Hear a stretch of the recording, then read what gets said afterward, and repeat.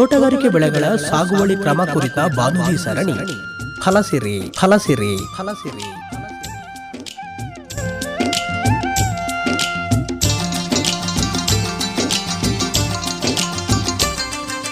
ಕೇಳಿ ಕಾರ್ಯಕ್ರಮ ಫಲಸಿರಿ ಫಲಸಿರಿ ಫಲಸಿರಿ ಫಲಸಿರಿ. ಈ ಕಾರ್ಯಕ್ರಮದ ಪ್ರಾಯೋಜಕರು ತೋಟಗಾರಿಕೆ ಇಲಾಖೆ ಹಾಸನ.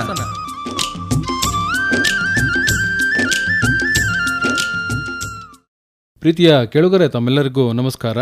ಇವತ್ತಿನ ಫಲಸಿರಿ ಈ ಒಂದು ಕಾರ್ಯಕ್ರಮಕ್ಕೆ ಸ್ವಾಗತ. ಇವತ್ತಿನ ಸಂಚಿಕೆಯಲ್ಲಿ ಆಲೂಗೆಡ್ಡೆ ಬೆಳೆಯಲ್ಲಿ ಬಿತ್ತನೆಯನ್ನು ಮಾಡ್ತಕ್ಕಂಥ ವಿಧಾನಗಳು, ಬೀಜೋಪಚಾರದ ಪದ್ಧತಿಗಳು ಹಾಗೂ ಅಂಗಾಂಶ ಆಲೂಗೆಡ್ಡೆ ಸಸಿಗಳ ನಾಟಿ ವಿಧಾನ ಮತ್ತು ಇತರೆ ಕ್ರಮಗಳಿಗೆ ಸಂಬಂಧಪಟ್ಟ ಹಾಗೆ ಮಾತನಾಡ್ತಾ ಇದ್ದೇವೆ. ಆಲೂಗೆಡ್ಡೆ ನಮ್ಮ ಹಾಸನ ಜಿಲ್ಲೆಯ ಪ್ರಮುಖವಾದಂಥ ಒಂದು ತೋಟಗಾರಿಕೆ ಬೆಳೆ ಹಾಗೂ ವಾಣಿಜ್ಯ ಬೆಳೆಯೂ ಕೂಡ ಹೌದು. ಕಳೆದ 10 ವರ್ಷಗಳಲ್ಲಿ ಈ ಆಲೂಗೆಡ್ಡೆ ಬೆಳೆಯ ವಿಸ್ತೀರ್ಣ ಅತ್ಯಂತ ಕಡಿಮೆ ಆಗಿತ್ತು. ಈಗ ಮತ್ತೆ ಆಲೂಗೆಡ್ಡೆ ಬೆಳೆಯುವವರ ಸಂಖ್ಯೆ ಹೆಚ್ಚಾಗ್ತಾ ಇದೆ. ಆಲೂಗೆಡ್ಡೆಯನ್ನು ಸಾಮಾನ್ಯವಾಗಿ ಮುಂಗಾರು ಹಂಗಾಮಿನಲ್ಲಿ ಬಿತ್ತನೆಯನ್ನು ಮಾಡಲಾಗುತ್ತೆ. ವಿಶೇಷವಾಗಿ ಮೇ ತಿಂಗಳ ಕಡೆಯ ವಾರದಿಂದ ಜೂನ್ 15ರವರೆಗೆ ನಾಟಿಯನ್ನು ಮಾಡಿಕೊಳ್ಳುವಂಥ ಒಂದು ಪ್ರವೃತ್ತಿ ಇರುತ್ತೆ. ಈ ನಾಟಿ ಮಾಡುವಂತಹ ಸಂದರ್ಭದಲ್ಲಿಯೇ ಅನೇಕ ಕೃಷಿಕರು ಅನೇಕ ತಪ್ಪುಗಳನ್ನು ಮಾಡ್ತಾರೆ. ಆ ಕಾರಣದಿಂದಾಗಿ ಆ ವರ್ಷದ ಬೆಳೆಯನ್ನು ಕಳೆದುಕೊಳ್ತಾರೆ ಅಥವಾ ಇಳುವರಿಯನ್ನು ಕಳೆದುಕೊಳ್ತಾರೆ. ಹೀಗೆ ಅವ್ರಿಗೆ ಈ ಎಲ್ಲ ಪರಿಣಾಮಗಳು ಕೂಡ ಆರ್ಥಿಕವಾಗಿ ನಷ್ಟವನ್ನು ಉಂಟು ಮಾಡುತ್ತೆ. ಈ ನಿಟ್ಟಿನಲ್ಲಿ ಬಿತ್ತನೆಯನ್ನು ಮಾಡುವಾಗ ಯಾವೆಲ್ಲ ಕ್ರಮಗಳನ್ನು ಅನುಸರಿಸಬೇಕು, ಹೇಗೆ ಬಿತ್ತನೆಯನ್ನು ಮಾಡಬೇಕು, ಬಿತ್ತನೆ ಬೀಜಗಳ ಆಯ್ಕೆಯನ್ನು ಹೇಗೆ ಮಾಡಿಕೊಳ್ಳಬೇಕು, ಕಳೆದ 10 ವರ್ಷಗಳಿಂದ ನಮ್ಮನ್ನು ಕಾಡ್ತಾ ಇರತಕ್ಕಂತಹ ಅನೇಕ ಆಲೂಗೆಡ್ಡೆಗೆ ಬರ್ತಕ್ಕಂಥ ರೋಗಗಳಿದ್ದಾವ, ಆ ರೋಗಗಳನ್ನು ಹೇಗೆ ನಾವು ದೂರ ಮಾಡಿಕೊಳ್ಳಬೇಕು ಅನ್ನುವಂಥ ವಿಚಾರಗಳನ್ನು ಇವತ್ತಿನ ಸಂಚಿಕೆಯಲ್ಲಿ ತಿಳಿದುಕೊಳ್ಳೋಣ. ಹೆಚ್ಚಿನ ಮಾಹಿತಿಯನ್ನು ಮಾಡಿಕೊಡ್ಲಿಕ್ಕಾಗಿ ನಮ್ಮೊಂದಿಗೆ ಇದ್ದಾರೆ ಹಾಸನದ ಕಾರೆಕೆರೆ ಸಮೀಪ ಇರತಕ್ಕಂತಹ ಕೃಷಿ ಮಹಾವಿದ್ಯಾಲಯದ ತೋಟಗಾರಿಕೆ ವಿಭಾಗದ ಸಹಾಯಕ ಪ್ರಾಧ್ಯಾಪಕರಾದ GC ಸಂಧ್ಯಾ ಅವರು. ಮೇಡಮ್, ತಮಗೆ ನಮಸ್ಕಾರ, ಕಾರ್ಯಕ್ರಮಕ್ಕೆ ಸ್ವಾಗತ. ಎಲ್ಲರಿಗೂ ನಮಸ್ಕಾರ. ಈ ಆಲೂಗೆಡ್ಡೆ ಬೆಳೆ ನಾನು ಈಗಾಗಲೇ ಹೇಳಿದಾಗೆ ಹಾಸನ ಜಿಲ್ಲೆಯ ಒಂದು ಪ್ರಮುಖವಾದಂತಹ ಬೆಳೆ. ಈ ಆಲೂಗೆಡ್ಡೆ ಬೆಳೆಯನ್ನು ಬಿತ್ತನೆಯನ್ನು ಮಾಡಲಿಕ್ಕೆ ಸೂಕ್ತವಾದಂತಹ ಸಮಯ ಯಾವುದು? ಆಲೂಗಡ್ಡೆ ಹಾಸನದ ವಾಣಿಜ್ಯ ಬೆಳೆ ಜೊತೆಗೆ ಸಾಂಪ್ರದಾಯಿಕ ಬೆಳೆ ಅಂತಲೇ ನಾವು ಕರಿತೀವಿ. ಸುಮಾರು ವರ್ಷಗಳಿಂದ ಆಲೂಗಡ್ಡೆಯನ್ನು ಬೆಳೀತಾ ಬರ್ತಾ ಇದ್ದಾರೆ.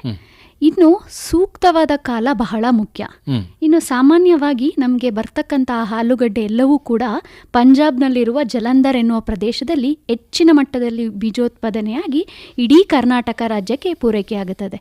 ನಮ್ಮ ಹಾಸನ ಅಲ್ಲದೆ ಚಿಕ್ಕಮಗಳೂರು, ಧಾರವಾಡ, ಚಿಕ್ಕಬಳ್ಳಾಪುರ, ಬೆಂಗಳೂರು ಹಾಗೆ ಹಲವಾರು ಜಿಲ್ಲೆಗಳಿಗೆ ಪಂಜಾಬ್ ಅನ್ನುವ ಜಲಂಧರ್ ಪ್ರದೇಶದಿಂದನೇ ಬೀಜಗಳು ಸಪ್ಲೈ ಆಗ್ತಾ ಇದೆ. ಇನ್ನು ಸಾಮಾನ್ಯವಾಗಿ ಪಂಜಾಬ್ನಲ್ಲಿ ಏನು ಮಾಡ್ತಾರೆ ಅಂದರೆ ಹಿಂಗಾರಿನಲ್ಲಿ ಬಿತ್ತನೆ ಮಾಡ್ತಾರೆ. ಅಂದರೆ ನವೆಂಬರಿಂದ ಡಿಸೆಂಬರ್ ತಿಂಗಳಲ್ಲಿ ನಾಟಿ ಮಾಡಿ ಫೆಬ್ರವರಿ ತಿಂಗಳಲ್ಲಿ ಕಟಾವು ಮಾಡಿ ಅದನ್ನು ಹಾಸನಕ್ಕೆ ಟ್ರಕ್ ಅಥವಾ ಟ್ರೈನ್ ಮೂಲಕ ನಮಗೆ ಸಾಗಾಟಾಗ್ತದೆ. ನಂತರ ತಂದಂತಹ ಗಡ್ಡೆಗಳನ್ನ ನಾವು ಸುಮಾರು 2.5 to 3 ತಿಂಗಳುಗಳ ಕಾಲ ಕೋಲ್ಡ್ ಸ್ಟೋರೇಜ್ನಲ್ಲಿ ನಾವು ಶೇಖರಿಸಿರ್ತೀವಿ. ಇನ್ನು ಆಲೂಗಡ್ಡೆಯಲ್ಲಿ ಮುಖ್ಯವಾಗಿ ಏನಪ್ಪ ಅಂದರೆ ಒಂದು ಡಾರ್ಮೆನ್ಸಿ ಇರುತ್ತೆ. ಅದನ್ನು ನಾವು ಕನ್ನಡದಲ್ಲಿ ಸುಪ್ತಾವಸ್ಥೆ ಅಂತ ಕರಿತೀವಿ. ಈ ಡಾರ್ಮೆನ್ಸಿನ ನಾವು ಬ್ರೇಕ್ ಮಾಡಬೇಕು, ಇಲ್ಲ ಅಂದರೆ ನಿಮಗೆ ಮೊಳಕೆ ಬರಲ್ಲ. ಕಟಾವು ಆದ ತಕ್ಷಣ ನಾವು ಆಲೂಗಡ್ಡೆಯನ್ನು ನೀವು ಬಿತ್ತನೆ ಮಾಡಿದ್ರೆ ಅಂಥ ಬಿತ್ತನೆಯಲ್ಲಿ ನಿಮಗೆ ಮೊಳಕೆ ಬರೋದಿಲ್ಲ, ಮೊಳಕೆಗಳು ಕೊಳೆಯೋಕ್ಕೆ ಶುರುವಾಗುತ್ತೆ. ಆದ್ದರಿಂದ ಈ ಡಾರ್ಮೆನ್ಸಿ ಹೋಗ್ಲಾಡಿಸ್ಬೇಕಂದ್ರೆ ಕನಿಷ್ಠ 2 ತಿಂಗಳಾದರೂ ನಾವು ಕೋಲ್ಡ್ ಸ್ಟೋರೇಜಲ್ಲಿ ಶೇಖರಣೆ ಮಾಡಬೇಕು. ಈಗಾಗಲೇ ಈ ವರ್ಷದ ಆಲೂಗಡ್ಡೆ ಕೂಡ ಫೆಬ್ರವರಿ ಕೊನೆ ವಾರದಿಂದ ಮಾರ್ಚ್ ಮೊದಲನೇ ವಾರದಲ್ಲಿ ಪಂಜಾಬಿಂದ ಬಂದು ನಮ್ಮಲ್ಲಿರ್ತಕ್ಕಂತಹ ಕೋಲ್ಡ್ ಸ್ಟೋರೇಜಲ್ಲಿ ಆಲ್ರೆಡಿ ಶೇಖರಣೆ ಆಗಿದೆ. ಇನ್ನೊಂದು ಮುಖ್ಯವಾದ ಅಂಶ ಅಂದರೆ ಈ ವರ್ಷ ಹಾಸನದ ಜಿಲ್ಲಾಡಳಿತರ ನೇತೃತ್ವದಲ್ಲಿ ತೋಟಗಾರಿಕೆ ಇಲಾಖೆ ವಿಜ್ಞಾನಿಗಳು, ಸಂಶೋಧನಾ ಕೇಂದ್ರದ ವಿಜ್ಞಾನಿಗಳು ಹಾಗೂ ವಿಶ್ವವಿದ್ಯಾನಿಲಯದ ಅಧಿಕಾರಿಗಳು ಎಲ್ಲರೂ ಕೂಡ ಬಂದಿರುವಂತಹ ಲಾಟ್ನಲ್ಲಿ ಸ್ಯಾಂಪಲ್ಗಳನ್ನ ಈಗ ಆಲ್ರೆಡಿ ಕಲೆಕ್ಟ್ ಮಾಡಿದ್ದಾರೆ. ಈ ಸ್ಯಾಂಪಲ್ನಲ್ಲಿ ಗುಣಮಟ್ಟವನ್ನು ಪರೀಕ್ಷೆ ಮಾಡ್ತೀವಿ. ಅದರಲ್ಲಿ ಒಂದು ಮೊಳಕೆ ಪ್ರಮಾಣವನ್ನು ಪರೀಕ್ಷೆ ಮಾಡ್ತೀವಿ. ಅದಾದ ಮೇಲೆ ದುಂಡಾಣು ರೋಗ ಯಾವುದಾದ್ರೂ ಇದೆಯಾ ಅಂತೇಳಿ ಅದರಲ್ಲೂ ಕೂಡ ಟೆಸ್ಟ್ ಮಾಡ್ತಾರೆ. ಜೊತೆಗೆ ನಂಜಾಣು ರೋಗದ ಕೂಡ ಪರೀಕ್ಷೆ ಮಾಡ್ತಾರೆ. ಸೊ ಇದೆಲ್ಲ ಪರೀಕ್ಷೆಗಳ ರಿಪೋರ್ಟ್ ಬಂದ ಮೇಲೆ ಮಾತ್ರ ನಿಮಗೆ ರೈತರಿಗೆ ವಿತರಣೆ ಮಾಡಲಾಗೋದು. ಇನ್ನು ಈ ವರ್ಷನೂ ಕೂಡ ಮೇ ತಿಂಗಳಲ್ಲಿ ಮಳೆ ಬಿದ್ದ ನಂತರ ನಿಮಗೆ APMCಯಲ್ಲಿ ಈ ಬೀಜವನ್ನ ವಿತರಣೆ ಮಾಡಲಾಗ್ತದೆ. ಇನ್ನು ರೈತರು ಮುಖ್ಯವಾಗಿ ಏನ್ ಮಾಡ್ಬೇಕಂದ್ರೆ ಬೀಜವನ್ನ ಖರೀದಿ ಮಾಡುವಾಗ ತಪ್ಪದೆ ರಶೀದಿಯನ್ನ ಪಡೆದುಕೊಳ್ಬೇಕು. ಸೊ ಆ ರಶೀದಿಯನ್ನು ಬೆಳೆ ಬೆಳೆದು ಕೊನೆ ಮುಗಿಯೋವರೆಗೂ ಕಟಾವಾಗುವವರೆಗೂ ಕೂಡ ಜಾಗ್ರತೆಯಲ್ಲಿ ಇಟ್ಕೊಳ್ಬೇಕು. ಇನ್ನು ಏನ್ ಮಾಡ್ಬೇಕಂತಂದ್ರೆ ಈ ಮೇ 1 ಅಥವಾ 2 ಮಳೆ ಬಿದ್ದ ನಂತರ ನಿಮ್ಗೆ ಜಿಲ್ಲಾ ಆಡಳಿತ ನೇತೃತ್ವದಿಂದ ಬೆಲೆ ನಿಗದಿಯಾಗಿ ಅದಾದ ನಂತರ ನಿಮ್ಗೆ ರೈತರಿಗೆ ಬಿತ್ತನೆ ಗಡ್ಡೆಗಳು ಲಭ್ಯವಾಗ್ತದೆ. ಇನ್ನು ತಂದ ತಕ್ಷಣ ಏನ್ ಮಾಡಬೇಕು, ಡೈರೆಕ್ಟ್ ಆಗಿ ಬಿತ್ತನೆಗೆ ಬಳಕೆ ಮಾಡಬಾರ್ದು. ಯಾಕಂದ್ರೆ ನಿಮ್ಗೆ ಆಲ್ರೆಡಿ ನಾನು ಹೇಳಿದ್ದೀನಿ 2.5 3 ತಿಂಗಳುಗಳ ಕಾಲ ಕೋಲ್ಡ್ ಸ್ಟೋರೇಜ್ ಅಲ್ಲಿ ಅಂದ್ರೆ ತಂಪಾದ ವಾತಾವರಣದಲ್ಲಿ ಕನಿಷ್ಠ 4 ರಿಂದ 5 ಡಿಗ್ರಿ ಸೆಲ್ಸಿಯಸ್ ವಾತಾವರಣದಲ್ಲಿ ಅದನ್ನ ಇಟ್ಟಿರ್ತಾರೆ. ಸೊ ನಿಮ್ಗೆ ಗಡ್ಡೆಗಳು ತಂಪಾಗಿರುತ್ತೆ, ಮುಟ್ಟಿದ್ರೆ ನೋಡ್ಬೋದು ತಂಪಾಗಿರುತ್ತೆ. ಅಂತಹ ತಂಪಾಗಿರೋ ಗಡ್ಡೆನ ನೀವು ಡೈರೆಕ್ಟ್ ಆಗಿ ಭೂಮಿಗೆ ಹಾಕಿದಾಗ ಆ ಒಂದು ವಾತಾವರಣಕ್ಕೆ ಒಪ್ಕೊಳ್ಳಲ್ಲ, ಏನಾಗುತ್ತೆ ಗಡ್ಡೆಗಳು ಕೊಳಿಲಿಕ್ಕೆ ಶುರುವಾಗುತ್ತೆ. ಹಾಗಾಗಿ ಮುಖ್ಯವಾಗಿ ಏನ್ ಮಾಡ್ಬೇಕಂದ್ರೆ ಗಡ್ಡೆಗಳು ತಂದ ತಕ್ಷಣ ಸುಮಾರು 8 ರಿಂದ 10 ದಿನಗಳ ಕಾಲ ಚೆನ್ನಾಗಿ ನೆರಳಿರುವಂತಹ ಜಾಗದಲ್ಲಿ ತೆಳುವಾಗಿ ಹರಡಿಸಿ ಇಡಬೇಕಾಗತ್ತೆ. ಹೀಗೆ ಹರಡಿಸಿ ಇಟ್ಟಾಗ ಏನಾಗುತ್ತೆ ಅಂದರೆ ಆ ಗಡ್ಡೆಗಳಲ್ಲಿ ನಿಮಗೆ 10 ದಿನ ಆದಮೇಲೆ ಸಣ್ಣ ಸಣ್ಣ ಬಿಳಿ ಮೊಳಕೆಗಳು ಕಾಣಿಸ್ಕೊಳ್ಳುತ್ತೆ. ಆ ಮೊಳಕೆ ಬಂದಂತಹ ಗಡ್ಡೆಗಳು ನಿಮಗೆ ನಾಟಿ ಮಾಡಿದಾಗ ಗಡ್ಡೆ ಕೊಳೆಯೋದು ಇಲ್ಲ, ಹಾಗೆ ಮೊಳಕೆ ಪ್ರಮಾಣನೂ ಕೂಡ ಹೆಚ್ಚಾಗಿ ಬರ್ತದೆ. ಇನ್ನು ನೀವು ನೋಡ್ಬೋದು ಚರ್ಮ ಸುಕ್ಕಾಗುತ್ತೆ ಮೊಳಕೆ ಬಂದಿದ ತಕ್ಷಣ. ಆ ಚರ್ಮ ಸುಕ್ಕಾಗಿರುವಂತಹದ್ದು ಉತ್ತಮವಾದಂಥ ಗಡ್ಡೆ. ಆಗ ಅಂತ ಗಡ್ಡೆಯನ್ನು ಕತ್ತರಿಸಿದಾಗ ಕರಕ್ ಅಂತ ಶಬ್ದ ಇರಲ್ಲ, ಯಾಕಂದ್ರೆ ಗಡ್ಡೆ ಮೆತ್ತಗಾಗಿರುತ್ತೆ, ಮೊಳಕೆ ಬಂದಿರುತ್ತೆ. ಸೊ ಅಂಥ ಗಡ್ಡೆಗಳು ನಮಗೆ ನಾಟಿ ಮಾಡಲಿಕ್ಕೆ ಸೂಕ್ತ. ಇನ್ನು ಮುಖ್ಯವಾಗಿ ಏನಪ್ಪಾ ಅಂತಂದ್ರೆ ಬೀಜೋಪಚಾರ ಬಹಳಷ್ಟು ಮುಖ್ಯ. ಯಾಕೆ ಈ ಬೀಜೋಪಚಾರ ಮಾಡಬೇಕು ಅನ್ನೋದ್ರ ಬಗ್ಗೆ ನೋಡ್ಕೊಳ್ಳೋಣ. ಇನ್ನು ಈಗ ಆಲ್ರೆಡಿ ನಾವು ಹೇಳಿದ್ದೀವಿ ಆಲೂಗಡ್ಡೆಗೆ ಸಾಕಷ್ಟು ರೋಗಗಳು ಬರುತ್ತೆ. ದುಂಡಾಣಾಗಿರ್ಬೋದು, ನಂಜಾಣಾಗಿರ್ಬೋದು, ಇನ್ನು ಮಳೆ ಜಾಸ್ತಿ ಆಯಿತು ಅಂದರೆ ಅಂಗಮಾರಿ ಬರುತ್ತೆ. ಸೊ ಇನ್ನು ನೀವು ಬೀಜೋಪಚಾರ ಮಾಡೋದ್ರಿಂದ ಏನಾಗುತ್ತೆ ಅಂದರೆ ಒಂದು ವೇಳೆ ಭೂಮಿಯಲ್ಲಿ ನಿಮಗೆ ರೋಗಾಣುಗಳು ಸುಪ್ತಾವಸ್ಥೆಯಲ್ಲಿ ಇದ್ದರೆ ಸೊ ನಮ್ಮ ಬೀಜಗಳಿಗೆ ಯಾವುದೇ ರೀತಿ ತೊಂದರೆ ಆಗೋದಿಲ್ಲ. ಯಾಕಂದರೆ ನಾವು ಅಲ್ಲಿ ಔಷಧಿಗಳಿಂದ ನಾವು ಅದನ್ನು ಟ್ರೀಟ್ಮೆಂಟ್ ಮಾಡಿರ್ತೀವಿ. ಸೊ ನಿಮಗೆ ಯಾವುದೇ ರೀತಿ ಒಂದು ಚೂರು ನಿಮಗೆ ಗಡ್ಡೆಗಳು ಕೊಳೆಯೋದಿಲ್ಲ. ಹಾಗಾಗಿ ಬೀಜೋಪಚಾರ ಮಾಡಲೇಬೇಕು. ಇನ್ನು ದಪ್ಪ ಗಡ್ಡೆಗಳಾಯಿತು ಅಂತಂದರೆ ಅದನ್ನು 2 ರಿಂದ 3 ಹೋಳಾಗಿ ಕತ್ತರಿಸ್ಬೇಕಾಗಿರುತ್ತೆ. ಪ್ರತಿ ಹೋಳಲ್ಲೂ ಕನಿಷ್ಠ 1 ರಿಂದ 2 ಕಣ್ಣಿರಬೇಕು. ಸೊ ಕೆಲವೊಬ್ರು ಏನು ಮಾಡ್ತಾರೆ, ತುಂಬ ಹೋಳುಗಳು ಮಾಡ್ತಾರೆ, ಆವಾಗ ಏನಾಗುತ್ತೆ ಮೊಳಕೆಗಳು ಚೆನ್ನಾಗಿ ಬರಲ್ಲ. ಒಂದೊಂದು ಹೋಳಲ್ಲಿ ಕಣ್ಣಿರುತ್ತೆ, ಒಂದೊಂದು ಹೋಳಲ್ಲಿ ಕಣ್ಣಿರಲ್ಲ. ಸೊ ಆಗ ಏನಾಗುತ್ತೆ, ಕಣ್ಣಿರುವಂಥ ಹೋಳು ಮಾತ್ರ ಮೊಳಕೆ ಹೊಡೆಯುತ್ತೆ, ಬೇರೆ ಗಡ್ಡೆ ಅಲ್ಲೇ ಕೊಳಿಲಿಕ್ಕೆ ಸ್ಟಾರ್ಟ್ ಆಗುತ್ತೆ. ಆ ಕೊಳಿತದಲ್ಲಿ ನಿಮಗೆ ರೋಗಾಣುಗಳು ಅಟ್ಯಾಕ್ ಆಗಿ ನಮ್ಮ ಚೆನ್ನಾಗಿರುವಂತಹ ಮೊಳಕೆಗೂ ಕೂಡ ನಮಗೆ ರೋಗಗಳು ಕಾಣಿಸ್ಕೊಳ್ಳುತ್ತೆ. ಹಾಗಾಗಿ ಕನಿಷ್ಠ 2 ರಿಂದ 3 ಕಣ್ಣು ಇರಬೇಕು. ಕೆಲವೊಂದು ಸತಿ ನಮ್ಗೆ ಏನಾಗುತ್ತೆ, ಸಣ್ಣ ಸಣ್ಣ ಗಡ್ಡೆಗಳೇ ಬಂದ್ಬಿಡುತ್ತೆ. ಒಂದೊಂದು ಲಾಟಲ್ಲಿ ಚಿಕ್ಕ ಗಡ್ಡೆ ಇರುತ್ತೆ. ಚಿಕ್ಕ ಗಡ್ಡೆ ಇದ್ದಾಗ ಕತ್ತರಿಸಬಾರ್ದು, ಚಿಕ್ಕ ಗಡ್ಡೆನ ಉಂಡೆ ಗಡ್ಡೆ ಹಾಗೆ ನಾವು ನಾಟಿ ಮಾಡಬೇಕಾಗತ್ತೆ. ಸಂಶೋಧನೆಗಳ ಪ್ರಕಾರ ಒಂದು ಗಡ್ಡೆ ನಿಮಗೆ ಚೆನ್ನಾಗಿ ಮೊಳಕೆ ಬರಬೇಕಂದ್ರೆ ಕನಿಷ್ಠ 35 ರಿಂದ 40 ಗ್ರಾಮ್ ಇರಬೇಕು. ಇಂತಹ ಗಡ್ಡೆಗಳಿತ್ತು ಅಂದಾಗ ಉತ್ತಮವಾದಂಥ ಮೊಳಕೆ ಬರುತ್ತೆ. ಹಾಗೆ ಸಸಿಗಳು ಕೂಡ ಬಲಿಷ್ಠವಾದ ಕಾಂಡ ಒಂದು ನಿಮಗೆ ಹೆಚ್ಚಿನ ಇಳುವರಿಯನ್ನು ಕೊಡುತ್ತೆ. ಆದಷ್ಟು 20 ಗ್ರಾಮ್ಗಿಂತ ಕಡಿಮೆ ಇರುವಂತಹ ಗಡ್ಡೆಗಳನ್ನ ನಾವು ಬಳಕೆ ಮಾಡಬಾರ್ದು. ಕನಿಷ್ಠ 35 ರಿಂದ 40 ಗ್ರಾಮ್ ಇರಬೇಕು. ಇನ್ನು ಯಾವ ರೀತಿ ನಾವು ಬೀಜೋಪಚಾರ ಮಾಡೋದ್ರ ಬಗ್ಗೆ ನೋಡೋಣ. ಸೊ ಬೀಜೋಪಚಾರ ಮಾಡಲಿಕ್ಕೆ ಒಂದು ಅಗಲವಾದ ಪ್ಲಾಸ್ಟಿಕ್ ಟಬ್ನ ತಗೊಳ್ಬೇಕು. ಸೊ ಆ ಒಂದು ಟಬ್ಬಿಗೆ 2 ಔಷಧಿಗಳನ್ನ ಬಳಕೆ ಮಾಡಬೇಕಾಗುತ್ತೆ. ಒಂದು ಔಷಧಿ ಬಂದು ರಿಡೋಮಿಲ್ MZ ಅಂತ. ಇದನ್ನ 2 ಗ್ರಾಮ್ 1 ಲೀಟರ್ ನೀರಿಗೆ ಬೆರೆಸಬೇಕು. ಜೊತೆಗೆ ಸ್ಟ್ರೆಪ್ಟೋಸೈಕ್ಲಿನ್ ಅಂತೇಳಿ ಇದು 0.5 ಗ್ರಾಮ್ 0.5 ಗ್ರಾಮ್ 1 ಲೀಟರ್ ನೀರಿಗೆ ಬೆರೆಸಿ ಆ ಮಿಶ್ರಣವನ್ನು ಆ ಟಬ್ನಲ್ಲಿ ನೀವು ಚೆನ್ನಾಗಿ ಕಲಸಿ ಇಡಬೇಕಾಗತ್ತೆ. ಇನ್ನು ಆ ಒಂದು ಮಿಶ್ರಣಕ್ಕೆ ನೀವು ಆಲೂಗಡ್ಡೆಯನ್ನ ಒಂದು ಚೆನ್ನಾಗಿ ತೂತ ಇರುವಂತಹ ಚೀಲದಲ್ಲಿ ಕಟ್ಟಿ 10 ನಿಮಿಷಗಳ ಕಾಲ ಅದರಲ್ಲಿ ನೆನೆಸಿಡಬೇಕು. ನೆನೆಸಿಟ್ಟಾಗ ಏನಾಗುತ್ತೆ ಅಂದ್ರೆ ಆ ಗಡ್ಡೆಗಳ ಔಷಧಿನ ಹೀರ್ಕೊಳ್ಳುತ್ತೆ. ಹೀರ್ಕೊಂಡಾಗ ಗಡ್ಡೆಯಲ್ಲಿ ಇರ್ತಕ್ಕಂಥ ಯಾವುದೇ ರೋಗಾಣು ಇದ್ದು ಎಲ್ಲ ನಿಷ್ಕ್ರಿಯವಾಗುತ್ತೆ. ಸೊ 10 ನಿಮಿಷ ಆದ ತಕ್ಷಣ ಅದನ್ನ ನೀವು ಮೇಲೆ ತೆಗಿಬಹುದು. ಆ ಒಂದು ಸೊಲ್ಯೂಷನ್ ಒಂದು ಟಬ್ಬಲ್ಲಿ ಮಾಡಿರ್ತೀರಲ್ಲ, ಆ ಸೊಲ್ಯೂಷನ್ ನಿಮಗೆ 7 ರಿಂದ 8 ಮೂಟೆಯನ್ನು ನೆನೆಸ್ಬೋದು. ಸೊ ಅಷ್ಟು ಒಂದೇ ಸತಿ ನೀವು ರೆಡಿ ಮಾಡ್ಕೊಂಡ್ರೆ ಸಾಕು. 7 ರಿಂದ 8 ಮೂಟೆಯನ್ನು ನಾವು ನೆನೆಸಿ ಇಟ್ಟು ರೆಡಿ ಮಾಡ್ಕೊಳ್ಬೋದು. ಇನ್ನೊಂದು ಮುಖ್ಯ ತಪ್ಪೇನ್ ಮಾಡ್ತಾರೆ ಅಂದ್ರೆ ಬೀಜೋಪಚಾರ ಮಾಡ್ತಾರೆ, ಮಾಡಿದ ತಕ್ಷಣ ಇಮಿಡಿಯೇಟ್ ಹೋಗಿ ನಾಟಿ ಮಾಡ್ತಾರೆ. ಅದನ್ನ ಮಾಡಬಾರ್ದು. ಆ ಗಡ್ಡೆಲಿ ಔಷಧಿ ಇನ್ನೂ ಒಣಗೇ ಇರೋದಿಲ್ಲ. ಸೊ ನೀವು ಮಾಡಿದ್ದು ವ್ಯರ್ಥ ಆಗೋಗುತ್ತೆ. ಸೊ ಹಾಗಾಗಿ ಕನಿಷ್ಠ 1 ರಾತ್ರಿ ಇಲ್ಲ 24 ಗಂಟೆಗಳ ಕಾಲ ಅದನ್ನ ಉಪಚಾರ ಮಾಡಿದ ತಕ್ಷಣ ಅದನ್ನ ತೆಳ್ಳಗೆ ಹರಡಿಸಿಡ್ಬೇಕು. ಹರಡ್ಸಾಗ ಏನಾಗುತ್ತೆ, ನಿಮಗೆ ಏನು ಔಷಧಿಗಳು ಚೆನ್ನಾಗಿ ಕೋಟಿಂಗ್ ಆಗಿರುತ್ತೆ, ಹಾಗೆ ಗಡ್ಡೆನಲ್ಲೂ ಕೂಡ ಔಷಧಿ ಹೀರ್ಕೊಳ್ಳುತ್ತೆ. ಇದರಿಂದ ನಿಮಗೆ ಯಾವುದೇ ರೀತಿ ಶಿಲೀಂಧ್ರ ಆಗಿರ್ಬೋದು, ದುಂಡಾಣು ಆಗಿರ್ಬೋದು, ಎಲ್ಲದೂ ಕೂಡ ನಿಷ್ಕ್ರಿಯವಾಗಿ ನಿಮಗೆ ಗಡ್ಡೆಗಳ ಮೊಳಕೆ ಪ್ರಮಾಣನೂ ಕೂಡ ಚೆನ್ನಾಗಿ ಬರುತ್ತೆ. ಈಗ ಆಲೂಗಡ್ಡೆಯನ್ನು ತಂದ ಮೇಲೆ ತಕ್ಷಣ ಅದನ್ನ ಕತ್ತರಿಸಬಾರ್ದು ಮತ್ತೆ ಹಾಕಬಾರ್ದು. ಹೌದು, ಅದನ್ನ ಸ್ವಲ್ಪ ದಿವಸ ಇಡಬೇಕಾಗುತ್ತೆ. ಹೌದು, ಮೊಳಕೆ ಬರಬೇಕು, ಚಟುವಟಿಕೆ ಅಂತ ಹೇಳಿ ನಾವು ಕರಿತೀವಿ. ಹೇಗೆ ಇಡಬೇಕು ಅದನ್ನ ನೀವು ಮೂಟೆನೆ ತಗೊಂಬಂದ್ ಇಡೋದಲ್ಲ. ಸೊ ಅದನ್ನ ಏನ್ ಮಾಡ್ಬೇಕಂದ್ರೆ ನೆರಳಲ್ಲಿ ಹರಡಿಸಿಡ್ಬೇಕು. ಸೊ ಸಾಮಾನ್ಯವಾಗಿ ಏನ್ ಮಾಡ್ತಾರೆ, ರೈತರು ಮೊಳಕೆ ಬರ್ಲಿ ಅಂತ ಹೇಳಿ ಏನ್ ಕಟ್ಟಿ APMC ಇಂದ ಚೀಲ ತಂದಿರ್ತಾರೋ ಅದೇ ಚೀಲನ ಹಾಗೆ ಇಟ್ಬಿಡ್ತಾರೆ. ಅವಾಗ ಏನಾಗ್ಬಿಡುತ್ತೆ ಅಂದ್ರೆ ಅಲ್ಲಿ ಗಾಳಿಯ ಸಮಸ್ಯೆ ಆಗಿ ಸೊ ನಿಮಗೆ ರೋಗಗಳು ಅಥವಾ ಕೊಳಿಯಕ್ಕೆ ಶುರುವಾಗುತ್ತೆ. ಆಗೇನ್ ಮಾಡ್ಬೇಕಂದ್ರೆ ಒಂದು ನೆರಳಿರುವಂತಹ ಜಾಗದಲ್ಲಿ 8 ರಿಂದ 10 ದಿನ ತೆಳುವಾಗಿ ಹರಡಿಸಿಡ್ಬೇಕು. ಸೊ ಹರಡಿಸಿಡೋದ್ರಿಂದಾಗ ನಿಮಗೆ ಏನಾಗುತ್ತೆ, ಬಿಳಿ ಬಿಳಿ ಮೊಳಕೆಗಳು ಬರುತ್ತೆ, ಹಾಗೆ ಗಡ್ಡೆಯಲ್ಲಿರುವಂತಹ ತಂಪು ಇರುತ್ತಲ್ವ ಅದು ಕೂಡ ಕಡಿಮೆ ಆಗುತ್ತೆ, ನಮ್ಮ ವಾತಾವರಣಕ್ಕೆ ಅದು ಒಗ್ಕೊಳ್ಳುತ್ತೆ. ಸೊ ಅದಾದ ನಂತರನೇ ನೀವು ನಾಟಿಗೆ ಬಳಕೆ ಮಾಡಬೇಕು. ಏನ್ ಮಾಡ್ತಾರೆ, ಈಗ ಮಳೆಯಾಶ್ರಿತದಲ್ಲಿ ಚೆನ್ನಾಗಿ ಮಳೆ ಬಿತ್ತು ಅಂತ ಹೇಳಿದ ತಕ್ಷಣ ಕಾಯಕ್ಕೆ ಹೋಗೋದಿಲ್ಲ ರೈತರು, ಇಮ್ಮಿಡಿಯೇಟ್ ತಗೊಂಡ್ಬರ್ತಾರೆ, ತಗೊಂಡೋಗಿ ನಾಟಿ ಮಾಡ್ಬಿಡ್ತಾರೆ. ಸೊ ಅವಾಗ ಏನಾಗುತ್ತೆ, ನಿಮ್ಗೆ ಆ ಭೂಮಿಯ ವಾತಾವರಣಕ್ಕೆ ಅದು ಒಗ್ಕೊಳ್ಳಲ್ಲ. ಭೂಮಿಯ ಉಷ್ಣಾಂಶನೇ ಬೇರೆ ಇರುತ್ತೆ, ಅಲ್ಲಿ ಕೋಲ್ಡ್ ಸ್ಟೋರೇಜ್ ಅಲ್ಲಿ ಕೊಟ್ಟಿರುವಂತಹ ಉಷ್ಣಾಂಶನೇ ಬೇರೆ ಇರುತ್ತೆ. ಸೊ ಉಷ್ಣಾಂಶ ವ್ಯತ್ಯಾಸ ಆದಾಗ ಸಾಕಷ್ಟು ಮೊಳಕೆಗಳು ಕಾಣಿಸ್ಕೊಳ್ಳಲ್ಲ, ಅಲ್ಲೊಂದು ಇಲ್ಲೊಂದು ಮೊಳಕೆಗಳು ಬರುತ್ತೆ. ಸೊ ಇದರಿಂದ ರೈತರಿಗೂ ಕೂಡ ಲಾಸ್ ಆಗುತ್ತೆ. ಹಾಗಾಗಿ ಅದು ಚೆನ್ನಾಗಿ ಮೊಳಕೆ ಹೊಡೆದ್ಮೇಲೆ ನಾವು ನಾಟಿಗೆ ಬಳಸುವುದು ಸೂಕ್ತ. ಅನೇಕ ಸಾರಿ ಏನಾಗುತ್ತೆ ಅಂತ ಹೇಳಿದ್ರೆ ಅದನ್ನ ತಂದು ಕತ್ತರಿಸಿ ಅವತ್ತನೇ ಹಾಕ್ಬಿಡ್ತಾರೆ. ಹೌದು, ಆದ್ರೆ ವಿಜ್ಞಾನಿಗಳಾಗಿ ನೀವೇನ್ ಹೇಳ್ತೀರಾ ಅಂತ ಅಂದ್ರೆ ಕತ್ತರಿಸಿದ ತಕ್ಷಣ ಹಾಕ್ಬಾರ್ದು, ಅದನ್ನ ಇಟ್ಟು ಹಾಕ್ಬೇಕು ಅಂತ ಹೇಳ್ತೀವಿ. ಎಷ್ಟು ದಿವಸಗಳ ಕಾಲ ಇಡಬೇಕು, ಹಾಗೆ ಇಡೋದ್ರಿಂದ ಏನ್ ಅನುಕೂಲ? ಇಡೋದು ಅಂದ್ರೆ ಮಿನಿಮಮ್ 1 ವಾರ ಹೇಳ್ತೀವಿ ನಾವು. ಕತ್ತರಿಸಿದ ಮೇಲೆ 1 ವಾರ ಇಡಬೇಕು. ಕತ್ತರಿಸಿ 1 ವಾರ ಇಡ್ಬೋದು. ಸೊ ಇಲ್ಲಾಂದ್ರೆ ಏನ್ ಮಾಡ್ಬೋದು, ಉಂಡೆ ಗೆಡ್ಡೆನೆ ಹಾಗೆ ಇಟ್ಟು ನೀವು ನಾಟಿ ಮಾಡುವ ಸಮಯದಲ್ಲಾದ್ರೂ ಕತ್ತರಿಸ್ಬೋದು.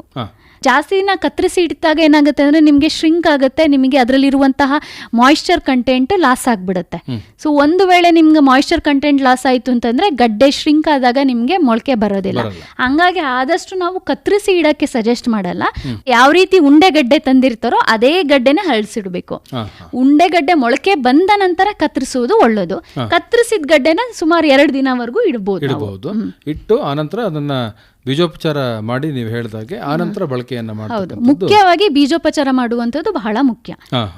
ಈ ಉಂಡೆಗಡ್ಡೆನೆ ಹಾಕಬಹುದು ಅಂತ ಹೇಳಿದ್ರಲ್ಲ, ಈ ಉಂಡೆಗಡ್ಡೆಯನ್ನ ಹಾಕಿಕೊಳ್ಳುವ ಮೂಲಕ ಏನು ಅನುಕೂಲಗಳನ್ನು ಮಾಡ್ಕೋಬಹುದು? ಉಂಡೆಗಡ್ಡೆಯಲ್ಲಿ ಏನಾಗಿರುತ್ತೆ ಅಂದ್ರೆ ಕಣ್ಣುಗಳು ಜಾಸ್ತಿ ಸಿಗುತ್ತೆ. ನಿಮ್ಗೆ ಕತ್ತರಿಸಿದಾಗ ಏನಾಗುತ್ತೆ, ಕನಿಷ್ಠ 3 ರಿಂದ 4 ಹೋಳು ಮಾಡಿರ್ತೀರ, ಒಂದೊಂದು ಹೋಳಲ್ಲಿ ಒಂದೊಂದೇ ಮೊಳಕೆ ಇರುತ್ತೆ, ಒಂದು ಮೊಳಕೆಯಿಂದ ಒಂದು ಕಾಂಡ ಬರುತ್ತೆ. ಅದೇ ಉಂಡೆಗಡ್ಡೆಯಲ್ಲಿ ಏನಿರುತ್ತೆ, 5-6 ಮೊಳಕೆಗಳಿರುತ್ತೆ, 5-6 ಕಾಂಡ ಬರುತ್ತೆ. ನಿಮಗೆ ಕಾಂಡ ಜಾಸ್ತಿ ಆದ ತಕ್ಷಣ ನಿಮಗೆ ಏನು ವೆಜಿಟೇಟಿವ್ ಗ್ರೋತ್ ಜಾಸ್ತಿ ಆಗುತ್ತೆ, ನಿಮಗೆ ಗಡ್ಡೆಗಳು ಕೂಡ ಜಾಸ್ತಿ ಬರುತ್ತೆ. ಸೊ ಹಂಗಾಗಿ ಉಂಡೆಗಡ್ಡೆ ಬಳಕೆ ಮಾಡೋದ್ರಿಂದ ನಿಮ್ಗೆ ಹೆಚ್ಚಿನ ಕಾಂಡ ಬೀಳುತ್ತೆ. ಹೆಚ್ಚಿನ ಕಾಂಡ ಬಂದಾಗ ನಿಮ್ಗೆ ಹೆಚ್ಚಿನ ಪತ್ರ ಹರಿತ್ರು ಪ್ರೊಡಕ್ಷನ್ ಆಗುತ್ತೆ, ಫುಡ್ ಪ್ರೊಡಕ್ಷನ್ ಆಗುತ್ತೆ, ಹಾಗೆ ಬೇರು ಚೆನ್ನಾಗಿ ಉಡ್ಕೊಳ್ಳುತ್ತೆ, ಹೆಚ್ಚಿನ ಮಟ್ಟದಲ್ಲಿ ಗಡ್ಡೆಗಳ ಸಂಖ್ಯೆ ಜಾಸ್ತಿ ಆಗುತ್ತೆ, ಹಾಗೆ ಇಳುವರಿನೂ ಕೂಡ ಜಾಸ್ತಿ ಆಗುತ್ತೆ. ಈಗ ನಮ್ಮ ಭಾಗದಲ್ಲಿ ಅನೇಕ ಸಮಸ್ಯೆಗಳಿದ್ದಾವೆ ಆಲೂಗಡ್ಡೆಗೆ ಸಂಬಂಧಪಟ್ಟ ಹಾಗೆ. ಆ ಕಾರಣದಿಂದಲೇ ವಿಸ್ತೀರ್ಣವು ಕೂಡ ಬಹಳ ಕಡಿಮೆ ಆಗಿರ್ತಕ್ಕಂಥದ್ದು. ಈಗ ತಾವು ವಿಜ್ಞಾನಿಯಾಗಿ ಯಾವ ತಳಿಯನ್ನ ಸಜೆಸ್ಟ್ ಮಾಡ್ತೀರಾ? ಯಾವ ತರಹದ ತಳಿಗಳನ್ನ ಆಯ್ಕೆ ಮಾಡ್ಕೊಳ್ತಕ್ಕಂಥದ್ದು ಹೆಚ್ಚು ಸೂಕ್ತ ನಮ್ಮ ಭಾಗದ ಕೃಷಿಕರು? ಸಾಮಾನ್ಯವಾಗಿ ಈ ಹಿಂದೆ ಕುಫ್ರಿ ಜ್ಯೋತಿ ತಳಿ ಸುಮಾರು ಒಂದು 40 ರಿಂದ 50 ವರ್ಷದಿಂದ ಆ ಒಂದೇ ತಳಿನ ಬಳಕೆ ಮಾಡ್ತಿದ್ದಾರೆ. ಆ ತಳಿ ಒಂದು ಏನಪ್ಪಾ ಅಂದ್ರೆ ಕೊನೆ ಅಂಗಮಾರಿ ರೋಗಕ್ಕೆ ತುತ್ತಾಗುವಂತ ತಳಿ ಬಿಟ್ರೆ ಆ ಗಡ್ಡೆ ಸೈಜ್ ಎಲ್ಲ ಹೊಳಪಾಗಿರ್ಬೋದು, ಬಣ್ಣ ಆಗಿರ್ಬೋದು, ಬಹಳಷ್ಟು ಚೆನ್ನಾಗಿರುತ್ತೆ. ಬಟ್ ಮಳೆ ನಿಮಗೆ ಜಾಸ್ತಿ ಬಿತ್ತು ಅಂತ ಹೇಳಿದ್ರೆ ಅಂಗಮಾರಿ ಅಟ್ಯಾಕ್ ಆಗೋದು ಜಾಸ್ತಿ ಇರುತ್ತೆ. ಇನ್ನು ಅದರ ಪರ್ಯಾಯವಾಗಿ ನಮಗೆ ಇನ್ನೊಂದು ತಳಿ ಬಿಡುಗಡೆ ಮಾಡಿದ್ದಾರೆ, ಕುಫ್ರಿ ಹಿಮಾಲಿನಿ ಅಂತ. ಆ ಹಿಮಾಲಿನಿ ಏನಪ್ಪಾ ಅಂದ್ರೆ ಕಂಪ್ಲೀಟ್ ಆಗಿ ನಿಮಗೆ ರೋಗ ಬರುತ್ತೆ ಅಂತಲ್ಲ, ರೋಗವನ್ನು ಸ್ವಲ್ಪ ಮಟ್ಟಿಗೆ ತಡೆದಿಟ್ಕೊಳ್ಳುತ್ತೆ. ಏನು ಕೊನೆ ಅಂಗಮಾರಿ ರೋಗವನ್ನು ತಡೆದುಕೊಳ್ಳುವಂತಹ ಶಕ್ತಿ ಇರುವಂತ ತಳಿ. ಕಂಪ್ಲೀಟ್ ನಿರೋಧಕತೆ ಇಲ್ಲ, ಸ್ವಲ್ಪ ಮಟ್ಟಿಗೆ ತಡೆದುಕೊಳ್ಳುತ್ತೆ. ಹಾಗೆ ಜ್ಯೋತಿಗೆ ಕಂಪೇರ್ ಮಾಡಿದ್ರೆ ಹಿಮಾಲಿನಿ ಹೆಚ್ಚು ಇಳುವರಿ ಬರುತ್ತೆ. ಹಾಗೆ ಈ ಹಿಂದೆ ಸುಮಾರು 2019-20 ಈಗ ಮತ್ತೆ ಹೊಸ ತಳಿಯನ್ನ ಆಲೂಗಡ್ಡೆ ಸಂಶೋಧನಾ ಕೇಂದ್ರ ಶಿಮ್ಲಾದಿಂದ ಬಿಡುಗಡೆ ಮಾಡಿದ್ದಾರೆ. ಆ ತಳಿ ಬಂದ್ಬಿಟ್ಟು ಕುಫ್ರಿ ಕರಣ್ ಅಂತೇಳಿ. ಈ ಕುಫ್ರಿ ಕರಣ್ ಏನಪ್ಪಾ ಅಂತಂದ್ರೆ ನಮ್ಮಲ್ಲಿ ಬರುವಂತಹ ಕೊನೆ ಅಂಗಮಾರಿ ರೋಗವನ್ನು ಕಂಪ್ಲೀಟ್ ಆಗಿ ತಡೆದುಕೊಳ್ಳುವಂತಹ ಶಕ್ತಿ ಇರುವಂತಹ ತಳಿ, ನಿರೋಧಕತೆ ಇದೆ. ಈ ಒಂದು ಕರಣ್ ತಳಿಗೆ ಯಾವುದೇ ರೀತಿ ರೋಗ ಬರುವುದಿಲ್ಲ, ಹಾಗೆ ಜ್ಯೋತಿಗಿಂತ ದುಪ್ಪಟ್ಟು ಇಳುವರಿ ಕೊಡುವಂತಹ ತಳಿ. ಆದರೆ ಒಂದು ಸಮಸ್ಯೆ ಏನಪ್ಪಾ ಅಂದ್ರೆ ಈ ತಳಿಯ ಗಡ್ಡೆಗಳು ಪಂಜಾಬ್ ಅಲ್ಲಿ ಬೀಜೋತ್ಪಾದನೆ ಮಾಡ್ತಾ ಇಲ್ಲ. ಸೊ ನಮ್ಗೆ ಹಾಗಾಗಿ ಎರಡೇ ತಳಿ ಇವಾಗ ಲಭ್ಯ ಇರೋದು, ಒಂದು ಕುಫ್ರಿ ಜ್ಯೋತಿ ಹಾಗೆ ಕುಫ್ರಿ ಹಿಮಾಲಯನಿ. ಈ ಮುಂದಿನ ದಿನಗಳಲ್ಲಿ ಈ ಒಂದು ತಳಿಯನ್ನು ನಾವು ಜಾಸ್ತಿ ಪ್ರಮೋಟ್ ಮಾಡಿ ಮುಂದಿನ ವರ್ಷಗಳಲ್ಲಿ, ಇನ್ನು ಸ್ವಲ್ಪ ವರ್ಷಗಳು ಬೇಕಾಗತ್ತೆ, ಅದಾದ್ಮೇಲೆ ಈ ಕರಣ್ನ ಲಭ್ಯತೆ ಸಿಕ್ತಾಗ ಕರಣ್ನ ಬೆಳಿಬಹುದು. ಈ ಒಂದು ತಳಿ ಬಹಳಷ್ಟು ಚೆನ್ನಾಗಿದೆ, ಜ್ಯೋತಿಗಿಂತನೂ ಹೆಚ್ಚು ಇಳುವರಿ ಕೊಡುವಂತಹ ತಳಿ. ಈಗ ಸಾಮಾನ್ಯವಾಗಿ ಏನು ಮಾಡ್ತಾರೆ, ಈ ಬಿತ್ತನೆ ಬೀಜ ಸಿಗುತ್ತೆ ಅಂತ ಹೇಳಿ 1-2 ಮಳೆ ಬಿದ್ದುಬಿಟ್ರೆ ಸಾಕು, ರೈತರಲ್ಲಿ ಹಾಕಳ ಅಂತ ಒಂದು ಪ್ರವೃತ್ತಿ ಬಂದ್ಬಿಟ್ಟಿದೆ, ಬಿತ್ತನೆ ಮಾಡೋ ಅಂಥದ್ದು. ಆಮೇಲೆ ಇನ್ನು ಕೆಲವರು ಏನು ಮಾಡ್ತಾರೆ, ಮಳೆ ಬೀಳ್ದನೇ ಇದ್ರೂ ಕೂಡ ನೀರಾವರಿ ಮಾಡ್ಕೊಂಡು ಬಿತ್ತನೆ ಮಾಡ್ಕೊಳ್ಳೋ ಅಂತ ಒಂದು ಪರಿಸ್ಥಿತಿಗಳು ಕೂಡ ನಾವು ನೋಡಿದ್ದೇವೆ. ಆದರೆ ಬಿತ್ತನೆ ಮಾಡಬೇಕು ಅಂತ ಹೇಳಿದರೆ ವಾತಾವರಣ ಹೇಗಿರಬೇಕು? ಇದು ಒಂದು ಮುಖ್ಯವಾದ ಇಂಪಾರ್ಟೆಂಟ್ ಕ್ವೆಶ್ಚನ್ ಅಂತಲೇ ಹೇಳ್ಬೋದು. ಯಾಕಪ್ಪ ಅಂತಂದರೆ ರೈತರು ಏನು ಮಾಡ್ತಾರೆ, ಮೇ ತಿಂಗಳಲ್ಲಿ ಗಡ್ಡೆ ಸಿಕ್ಕಿದ ತಕ್ಷಣವೇ ಗಡ್ಡೆ ಸಿಕ್ಬಿಡ್ತು ಅಂತ ಇಮ್ಮಿಡಿಯೇಟಾಗಿ ಹೋಗಿ ನಾಟಿ ಮಾಡಿಬಿಡ್ತಾರೆ. ಸೊ ಏನಾಗುತ್ತೆ, 1-2 ಮಳೆ ಬಿದ್ದಿರುತ್ತೆ, ಅಂಥ ಸಂದರ್ಭದಲ್ಲಿ ಮಣ್ಣಿನ ಮೇಲ್ಪದರ ಮಾತ್ರ ನಿಮಗೆ ತಂಪಾಗಿರುತ್ತೆ. ಅದನ್ನು ನೀವು ಆಳವಾಗಿ ಉಳುಮೆ ಮಾಡಿ ನೋಡಿದಾಗ ಭೂಮಿ ಬಿಸಿಯಾಗೇ ಇರುತ್ತೆ. ಗಡ್ಡೆಗಳು ನೀವು ಕತ್ತರಿಸಿ ಬೇರೆ ಹಾಕಿರ್ತೀರ, ಆ ಬಿಸಿ ವಾತಾವರಣಕ್ಕೆ ನೀವು ಕತ್ತರಿಸಿದ ಗಡ್ಡೆಯನ್ನು ಹಾಕಿದಾಗ ಆ ಗಡ್ಡೆ ಬೆಂದೋಗುತ್ತೆ. ಬೆಂದೋದಾಗ ಏನಾಗುತ್ತೆ, ಕೊಳಿಲಿಕ್ಕೆ ಸ್ಟಾರ್ಟ್ ಆಗುತ್ತೆ, ಮೊಳಕೆ ಬರಲ್ಲ. ಅದಾದ್ಮೇಲೆ ಈ ಗಡ್ಡೆ ಚೆನ್ನಾಗಿಲ್ಲ ಅನ್ನೋ ಒಂದು ಹೇಳ್ತಾರೆ, ಗಡ್ಡೆ ರೈತರು ಹೋಗ್ಬಿಟ್ಟು ಕಂಪ್ಲೇಂಟ್ ಮಾಡುವಂತ ಪ್ರವೃತ್ತಿ ಇದೆ, ಚೆನ್ನಾಗಿಲ್ಲ ಗಡ್ಡೆ, ಈ ವರ್ಷ ಚೆನ್ನಾಗಿ ಬಂದಿಲ್ಲ, ನಮ್ಮ ಗಡ್ಡೆ ಕೊಳ್ತೋಯ್ತು ಅಂತ. ಮುಖ್ಯವಾಗಿ ಮಾಡುವಂತ ತಪ್ಪೇನಪ್ಪ ಅಂದ್ರೆ ಭೂಮಿಯಲ್ಲಿ ತೇವಾಂಶ ಇದೆಯೋ ಇಲ್ಲೋ ಅನ್ನೋದ್ರ ಬಗ್ಗೆ ನೋಡಬೇಕು. ಭೂಮಿ ತಂಪಾಗಿರ್ಬೇಕು. ಭೂಮಿ ತಂಪಾಗಿದ್ರೆ ಮಾತ್ರ ಗಡ್ಡೆ ನಿಮಗೆ ಚೆನ್ನಾಗಿ ಮೊಳಕೆ ಬರುತ್ತೆ. ಭೂಮಿ ತಂಪಾಗಿಲ್ಲ ಅಂತ ಹೇಳಿದ್ರೆ ಆ ಗಡ್ಡೆಗಳು ಕೊಳೆಯುತ್ತೆ. ಸೊ ಹಾಗಾಗಿ ಚೆನ್ನಾಗಿ 2-3 ಬಾರಿ ಮಳೆ ಬಿದ್ದು ಭೂಮಿ ತಂಪಾದ್ಮೇಲೆ ನೀವು ನಾಟಿ ಮಾಡುವಂಥದ್ದು ಸೂಕ್ತ. ಇನ್ನೊಂದೇನಪ್ಪ ಅಂದ್ರೆ ನಾಟಿ ಮಾಡುವ ವಿಧಾನನೂ ಕೂಡ ಸ್ವಲ್ಪ ಚೇಂಜ್ ಮಾಡ್ಕೊಳ್ಬೇಕಾಗತ್ತೆ. ಈ ಗಡ್ಡೆ ತರಕಾರಿಗಳು ಆದಷ್ಟು ಭೂಮಿ ಆಳಕ್ಕೆ ಬಿಡುವುದರಿಂದ ನೀವು ಆಳವಾಗಿ ಉಳುಮೆ ಮಾಡಬೇಕಾಗತ್ತೆ. ಏನ್ ಮಾಡ್ತಾರೆ, ಜಾಸ್ತಿ ಆಳವಾಗಿ ಉಳುಮೆ ಮಾಡಲ್ಲ, ಮೇಲೆ ಪದರಗಳನ್ನ ಉಳುಮೆ ಮಾಡ್ತಾರೆ. ಇದರಿಂದ ಏನಾಗುತ್ತೆ, ಮೇಲ್ಗಡೆ ಪದರ ಲೂಸ್ ಆಗಿರುತ್ತೆ, ಕೆಳಗಡೆ ಮಣ್ಣು ಗಟ್ಟಿಯಾಗಿರುತ್ತೆ. ಆವಾಗ ಏನಾಗುತ್ತೆ, ನಾಟಿ ಮಾಡಿದಾಗ ಬೇರು ಬಿಟ್ಟಾಗ ಸಸಿ ಮೇಲ್ಗಡೆ ಪದರದಲ್ಲಿ ಮಾತ್ರ ನಿಮಗೆ ಗಡ್ಡೆ ಬಿಡುತ್ತೆ. ಆಳವಾಗಿ ಉಳುಮೆ ಮಾಡಿದಾಗ ಕೆಳ ಪದರಗಳಿಗೂ ಬೇರು ಎಲ್ಲ ಊಡಿ ಚೆನ್ನಾಗಿ ಗಡ್ಡೆಯನ್ನು ಕಟ್ತದೆ. ನೀವು ಪಂಜಾಬ್ ಭಾಗದಲ್ಲಿ ಹೋಗಿ ನೋಡೋದಾದ್ರೆ ಮಣ್ಣು ಪೌಡರ್ ರೀತಿಯಲ್ಲಿ ಅವರು ಸಿದ್ಧತೆ ಮಾಡಿರ್ತಾರೆ, ಭೂಮಿ ಪುಡಿ ಆಕಾರದಲ್ಲಿ ಇರುತ್ತೆ. ಆ ರೀತಿ ಅವರು ಮೆಷಿನ್ನ ಬಳಕೆ ಮಾಡಿ ತುಂಬಾ ಆಳವಾಗಿ ಉಳುಮೆ ಮಾಡ್ತಾರೆ. ಹಾಗಾಗಿ ಅಲ್ಲಿನ ಇಳುವರಿ ಕಂಪೇರ್ ಮಾಡಿದ್ರೆ ನಮ್ಮ ಇಳುವರಿಗೆ 2ರಷ್ಟು ಹೈಯೆಸ್ಟ್ ಇಳುವರಿ. ನಮ್ಮಲ್ಲಿ ನಿಮಗೆ 1 ಎಕರೆಗೆ ಕನಿಷ್ಠ 4-5 ಟನ್ ಬಂದ್ರೆ ಅಲ್ಲಿ ಡಬಲ್ ಇಳುವರಿ 15-20ವರೆಗೂ ತೆಗಿತಾರೆ. ಸೊ ಯಾಕಪ್ಪ ಅಂದ್ರೆ ಭೂಮಿನ ಚೆನ್ನಾಗಿ ತಯಾರು ಮಾಡ್ತಾರೆ. ಸೊ ಹಾಗಾಗಿ ನೀವು ಆಲೂಗಡ್ಡೆ ನಿಮಗೆ ಚೆನ್ನಾಗಿ ಇಳುವರಿ ಕೊಡ್ಬೇಕಂದ್ರೆ ಆಳವಾಗಿ ಉಳುಮೆ ಮಾಡಬೇಕು. 2-3 ಬಾರಿ ಆಳವಾಗಿ ಉಳುಮೆ ಮಾಡಬೇಕು. ಅದಾದ ನಂತರ ಬಿತ್ತನೆ ಮಾಡಕ್ಕೆ 2-3 ವಾರದ ಮುಂಚೆ ಭೂಮಿಗೆ ಚೆನ್ನಾಗಿ ಕಳೆದಂತ ಕೊಟ್ಟಿಗೆ ಗೊಬ್ಬರವನ್ನ ಸೇರಿಸಬೇಕಾಗತ್ತೆ. ಸುಮಾರು 1 ಹೆಕ್ಟೇರ್ ಪ್ರದೇಶಕ್ಕೆ 25 ಟನ್ನಷ್ಟು ಕೊಟ್ಟಿಗೆ ಗೊಬ್ಬರ ಬೇಕಾಗುತ್ತೆ. ಆ ಕೊಟ್ಟಿಗೆ ಗೊಬ್ಬರ ಚೆನ್ನಾಗಿ ಕಳ್ತಿರ್ಬೇಕು. ಅದನ್ನ ನೀವು ಕೊನೆ ಉಳುಮೆ ಆದಾಗ ಮಣ್ಣಿಗೆ ಹರಡ್ಬಿಟ್ಟು ಚೆನ್ನಾಗಿ ಮಿಶ್ರಣ ಮಾಡಬೇಕಾಗತ್ತೆ. ಇನ್ನು ನಾವು ನಾಟಿಯನ್ನ ವಿವಿಧ ರೀತಿಯಲ್ಲಿ ಮಾಡ್ಬೋದು. ಮೊದಲನೇ ವಿಧಿ ಅಂತ ಹೇಳಿದ್ರೆ ಯೂಶಲಿ ನಮ್ಮ ಕಡೆ ನೇಗಿಲು ಬಳಕೆ ಮಾಡಿ ಬೋದು ಮತ್ತೆ ಹರಿಗಳನ್ನ ಮಾಡ್ತಾರೆ, ಇಲ್ಲ ಟ್ರ್ಯಾಕ್ಟರ್ ಬಳಸಿ ಬೋದು ಅಥವಾ ಹರಿಗಳನ್ನ ಮಾಡ್ತಾರೆ. ಸೊ ಯಾವ್ದಾದ್ರೂ ನಿಮ್ಗೆ ಯಾವ್ದು ಕನ್ವೀನಿಯಂಟ್ ಇರುತ್ತೋ ಆ ಸೂಕ್ತದಲ್ಲಿ ಬೋದು ಹರಿಗಳನ್ನ ನಾಟಿ ಮಾಡ್ಬೋದು. ಸೊ ನಿಮ್ಗೆ 2 ಅಡಿ ಸಾಲ್ ಬೇಕು, ಒಂದು ಸಾಲಿಂದ ಕನಿಷ್ಠ 2 ಅಡಿ ಬೇಕು, ಕನಿಷ್ಠ 60 ಸೆಂಟಿಮೀಟರ್ ಅಂತರ ಇರಬೇಕು. ಇನ್ನು ಗಡ್ಡೆ ಮಾಡುವಾಗ ಗಡ್ಡೆಗಳ ಅಂತರ 45 ಸೆಂಟಿಮೀಟರ್, 1.5 ಅಡಿಯಿಂದ ಒಂದು ಗಡ್ಡೆಯಿಂದ ಒಂದು ಗಡ್ಡೆಗೆ ಅಂತರವನ್ನ ಕೊಟ್ಟು ನಾಟಿ ಮಾಡಬಹುದು. ಹೀಗೆ ಮಾಡಿ ನೀವು ಬೋದುಗಳಲ್ಲಿ ನಾಟಿ ಮಾಡಿ ಅದಾದ್ಮೇಲೆ ಮಣ್ಣನ್ನ ಮುಚ್ಚಬೇಕಾಗತ್ತೆ. ಇನ್ನು ಕೆಲವೊಂದು ಹೊಸ ಟ್ರ್ಯಾಕ್ಟರ್ ಚಾಲಿತ ನಿಮಗೆ ಪ್ಲಾಂಟರ್ ಕೂಡ ಅವೈಲಬಲ್ ಇದೆ. ಸೊ ಇದೇನಪ್ಪ ಅಂತಂದ್ರೆ 2 ಮನುಷ್ಯರು ಮೇಲ್ಗಡೆ ಸಿಟ್ಟಿಂಗ್ ಅರೇಂಜ್ಮೆಂಟ್ ಇರುತ್ತೆ, 2 ಮನುಷ್ಯರು 2 ಗಡ್ಡೆಗಳನ್ನ ಹಾಕ್ತಾ ಇರ್ತಾರೆ. ಇಮ್ಮಿಡಿಯೇಟ್ ಈ ಗಡ್ಡೆನೂ ಕೆಳಗಡೆ ಬೀಳ್ತಾ ಇರುತ್ತೆ, ಅದ್ರ ಮೇಲೆ ಮಣ್ಣು ಮುಚ್ಕೊಂತ ಹೋಗುತ್ತೆ. ಈ ರೀತಿ ನೀವು ಟ್ರ್ಯಾಕ್ಟರ್ ಚಾಲಿತ ಪ್ಲಾಂಟರ್ ಕೂಡ ಬಳಕೆ ಮಾಡ್ಬೋದು. ಇದರಿಂದ ನಿಮಗೆ ಕನಿಷ್ಠ ಒಂದು ಅರ್ಧ ಗಂಟೆಲೆ ನಿಮಗೆ 1 ಎಕರೆ ಪ್ರದೇಶನ ನಾಟಿ ಮಾಡ್ಬೋದು. ಬಟ್ ಈ ಒಂದು ಟ್ರ್ಯಾಕ್ಟರ್ ಚಾಲಿತ ಇದ್ ಮಾಡಕ್ಕೆ ಭೂಮಿ ಚೆನ್ನಾಗಿ ಪುಡಿಯಾಗಿರ್ಬೇಕು. ಹೆಂಟೆ ಇತ್ತು ಅಂತಂದರೆ ಆ ಟ್ರ್ಯಾಕ್ಟರ್ ಚೆನ್ನಾಗಿ ಪ್ಲ್ಯಾಂಟರ್ ಮೂವ್ ಆಗೋದಿಲ್ಲ. ಸೊ ಚೆನ್ನಾಗಿ ರೋಟೋವೇಟ್ರಲ್ಲಿ ಮಣ್ಣನ್ನು ಪುಡಿಯಾಗಿ ಮಾಡಿ ನೀವು ಇದನ್ನು ಬಳಕೆ ಮಾಡಬೇಕಾಗತ್ತೆ. ಇನ್ನು ನೀವು ಕೋಲಾರ, ಚಿಕ್ಕಬಳ್ಳಾಪುರ, ಬೆಂಗಳೂರು ಗ್ರಾಮಾಂತರ ಭಾಗದಲ್ಲಿ ನೋಡೋದಾದರೆ ಅಲ್ಲಿ ಜೋಡಿ ಸಾಲು ಪದ್ಧತಿಯಲ್ಲಿ ನಾಟಿ ಮಾಡ್ತಾರೆ. ಅಂದರೆ ಏರು ಮಡಿ ಬಳಕೆ ಮಾಡಿ ಮಾಡ್ತಾರೆ. ಏನು ಬೆಡ್ ಅಂತ ಕರಿತೀವಲ್ಲ ಆ ರೀತಿ ಬೆಡ್ನ ತಯಾರಿಸಿ ಅದರಲ್ಲಿ ಗಡ್ಡೆಗಳನ್ನ ನಾಟಿ ಮಾಡ್ತಾರೆ. ಇದಕ್ಕೆ ಏರು ಮಡಿ 1 ಮೀಟರ್ ಅಗಲ, ನಿಮಗೆ ಎಷ್ಟು ಕನ್ವೀನಿಯೆಂಟ್ ಆಗುತ್ತೋ ಅಷ್ಟು ಉದ್ದವಾದ ಮಡಿಗಳನ್ನ ಮಾಡ್ಕೊಳ್ಬೇಕು. ಕನಿಷ್ಠ 15ರಿಂದ 20 ಸೆಂಟಿಮೀಟರ್ ಎತ್ತರ ಇರಬೇಕು. ಇನ್ನು ಜೋಡಿ ಸಾಲು ಪದ್ಧತಿ ಮಾಡಬೇಕಂದ್ರೆ ಅದಕ್ಕೆ ನೀರಾವರಿ ವ್ಯವಸ್ಥೆ ಇರಬೇಕು. ನೀರಾವರಿ ವ್ಯವಸ್ಥೆ ಇದ್ದಾಗ ನಾವು ಮಾಡೋದು ಸೂಕ್ತ. ಇನ್ನೇನ್ ಮಾಡ್ತಾರೆ ಅಂತಂದ್ರೆ ಈ ಜೋಡಿ ಸಾಲಲ್ಲಿ 45 ಸೆಂಟಿಮೀಟರ್ ಸಾಲಿನಿಂದ ಸಾಲಿಗೆ 20 ಸೆಂಟಿಮೀಟರ್ ಗಡ್ಡೆಯಿಂದ ಗಡ್ಡೆಗೆ ಅಂತರವನ್ನು ಕೊಟ್ಟು ನಾಟಿ ಮಾಡಬೇಕು. ಇನ್ನು ಅಲ್ಲಿ ಏನ್ ಮಾಡ್ತಾರೆ ಅಂತಂದ್ರೆ 2 ಸಾಲುಗಳ ಮಧ್ಯೆ ಒಂದು ಡ್ರಿಪ್ ಲೈನ್ ನ ಅಳವಡಿಸ್ತಾರೆ. ನೀರಾವರಿ ಇದ್ದಾಗ ಈ ಒಂದು ಜೋಡಿ ಸಾಲು ಪದ್ಧತಿ ಬಹಳ ಚೆನ್ನಾಗಿ ಬರುತ್ತೆ ಅಂತಾನೆ ಹೇಳ್ಬೋದು. ಇನ್ನು ಈ ಜೋಡಿ ಸಾಲು ಪದ್ಧತಿಯ ಉಪಯೋಗಗಳಂದ್ರೆ ಇದಕ್ಕೆ ಮಣ್ಣು ಕೊಡುವಂತ ಅವಶ್ಯಕತೆ ಇಲ್ಲ. ಇನ್ನು ಸಾಮಾನ್ಯವಾಗಿ ನಾವು ರೈತರು ಹಾಸನ ಭಾಗದಲ್ಲಿ ನೋಡಿದ್ರೆ 30 ದಿನ ಕನಿಷ್ಠ 1 ತಿಂಗಳಾದ್ಮೇಲೆ ಅದಕ್ಕೆ ಮಣ್ಣು ಕೊಡ್ತಾರೆ, ಜೊತೆಗೆ ಮೇಲ್ಗೊಬ್ಬರವನ್ನ ಕೊಡ್ತಾರೆ. ಈ ಜೋಡಿ ಸಾಲು ಪದ್ಧತಿಲಿ ಆಲ್ರೆಡಿ ನೀವು ಮೊದಲೇ ಏರು ಮಡಿ ಮಾಡಿರ್ತೀರಾ, ಹಾಗಾಗಿ ಮತ್ತೆ ಮಣ್ಣು ಕೊಡುವಂತ ಅವಶ್ಯಕತೆ ಇಲ್ಲ. ಹಾಗೆ ಈ ಒಂದು ಪದ್ಧತಿಯಲ್ಲಿ ಹಸಿರು ಗಡ್ಡೆಗಳು ಕಡಿಮೆ ಇರುತ್ತೆ, ಯಾಕಂದ್ರೆ ನೀಟಾಗಿ ಮಣ್ಣು ಕೊಡ್ತಾರೆ. ಸೊ ಮಣ್ಣು ಕೊಡೋದ್ರಿಂದ ನಿಮಗೆ ಯಾವುದೇ ಗಡ್ಡೆಗಳು ಸೂರ್ಯನ ಬೆಳಕಿಗೆ ಎಕ್ಸ್ಪೋಸ್ ಆಗಲ್ಲ. ಹಸಿರು ಗಡ್ಡೆಗಳು ಏನಕ್ಕೆ ಬರುತ್ತೆ ಅಂದ್ರೆ ಗಡ್ಡೆಗಳು ಸೂರ್ಯನ ಬೆಳಕು ಬಿದ್ದಾಗ ಹಸಿರು ಗಡ್ಡೆಗಳಾಗತ್ತೆ. ಚೆನ್ನಾಗಿ ಬೆಡ್ ಮಾಡೋದ್ರಿಂದ ಸೂರ್ಯನ ಬೆಳಕು ತಾಗೋದಿಲ್ಲ, ಹಸಿರು ಗಡ್ಡೆಗಳ ಪ್ರಮಾಣನೂ ಕೂಡ ಕಡಿಮೆ ಇರುತ್ತೆ. ಅದೇ ರೀತಿ ನೀವು ಪ್ಲಾಂಟರ್ ಬಳಕೆಯಲ್ಲೂ ಕೂಡ ಮಣ್ಣು ಕೊಡುವಂತ ಅವಶ್ಯಕತೆ ಇಲ್ಲ. ಸೊ ಪ್ಲಾಂಟಿಂಗ್ ಮಾಡೋ ಟೈಮಲ್ಲೇ ನಿಮಗೆ ಏರು ಮಡಿಯಾಗಿ ಜೊತೆಗೆ ಗಡ್ಡೆನೂ ಕೂಡ ಬೀಳ್ತಾ ಹೋಗುತ್ತೆ. ಇನ್ನೊಂದು ಮುಖ್ಯವಾದ ಅಂಶ ಏನಪ್ಪಾ ಅಂದ್ರೆ ಪ್ಲಾಂಟರ್ನಲ್ಲಿ ನೀವು ಹೋಳು ಆಗಿರುವಂತಹ ಗಡ್ಡೆನ ಹಾಕ್ಲಿಕ್ಕೆ ಆಗಲ್ಲ. ಹೋಳು ಗಡ್ಡೆ ಉಲ್ಟಾ ಪಲ್ಟಾ ಬಿದ್ಬಿಡುತ್ತೆ. ಸೊ ಉಂಡೆ ಗಡ್ಡೆನೆ ಬಳಕೆ ಮಾಡಬೇಕು. ಸೊ ಪ್ಲಾಂಟರಲ್ಲಿ ನೀವು ಬಳಕೆ ಮಾಡಿದ್ರೆ ಸಣ್ಣ ಗಾತ್ರದ ಉಂಡೆ ಗಡ್ಡೆಗಳನ್ನ ಬಳಕೆ ಮಾಡಬೇಕು. ಈ ಬಿತ್ತನೆಯ ಸಮಯದಲ್ಲಿ ಏನೆಲ್ಲ ಪೋಷಕಾಂಶಗಳನ್ನ ನಿರ್ವಹಣೆ ಮಾಡಬೇಕು, ಹೇಗೆ ಮಾಡಬೇಕು, ಮತ್ತೆ ನೀರಾವರಿಯನ್ನು ಕೂಡ ಮಾಡಿಕೊಳ್ಬಹುದಾ ಹೇಗೆ? ಬಿತ್ತನೆ ಸಮಯದಲ್ಲೇ ನಾವು ಶಿಫಾರಸು ಮಾಡಿರುವಂತಹ ರಾಸಾಯನಿಕ ಗೊಬ್ಬರಗಳನ್ನ ಬಳಕೆ ಮಾಡಬೇಕು. ಸಾಮಾನ್ಯವಾಗಿ 1 ಹೆಕ್ಟೇರ್ ಪ್ರದೇಶಕ್ಕೆ 75 kgಯಷ್ಟು ರಂಜಕ, 75 kgಯಷ್ಟು ಸಾರಜನಕ, 100 kgಯಷ್ಟು ಪೊಟ್ಯಾಶ್ ಬೇಕಾಗುತ್ತೆ. ಸೊ ನಾವು ಬಿತ್ತನೆ ಮಾಡಿ ನಾಟಿ ಮಾಡಿದ ನಂತರ ಪೂರ್ಣ ಪ್ರಮಾಣದ ಪೊಟ್ಯಾಶ್ ಮತ್ತು ಪೂರ್ಣ ಪ್ರಮಾಣದ ರಂಜಕವನ್ನು ಬಳಕೆ ಮಾಡಬೇಕು. ಹಾಗೆ 50% ಅಷ್ಟು ಸಾರಜನಕವನ್ನು ಬಳಕೆ ಮಾಡಬೇಕು.